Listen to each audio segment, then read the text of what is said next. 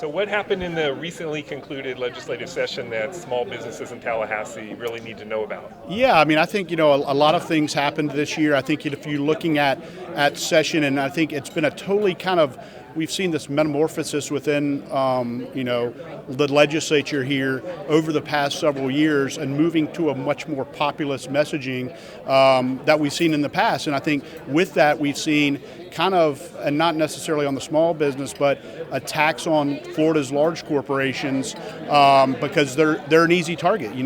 People don't like big tech. People don't like big companies, despite the fact that they rely on them every day. So I think what we've seen this past session is kind of an attack on some of Florida's largest companies. I think what we are faced with now from the business community is, how do we keep advocating for our members when there's some up there who simply like using them as a target because it's easy fodder. Some of the things we saw this year that really kind of impacted the business community was this tax bill, which is going to be a $1.2 billion tax increase on Florida corporations. I mean, we are at, I think it's like 3.35% now. It's January 1 went up to 5.5%, and that was not addressed by the legislature.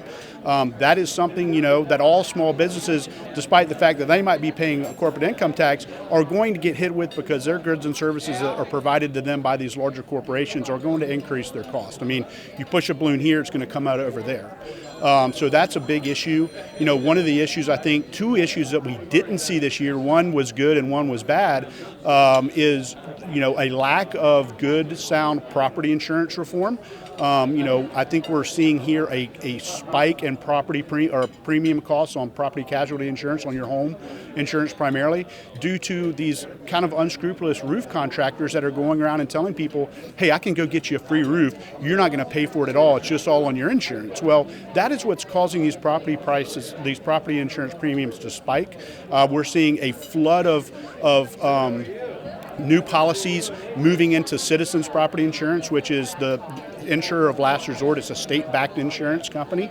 So I think what we really need to focus on is this roof problem, and that will help drive down these premium costs that all of us are paying, across the board in the state of Florida. Now, one of the things we didn't see on a good piece is we did not see this data privacy legislation passed that the speaker has been pushing for the last 2 years.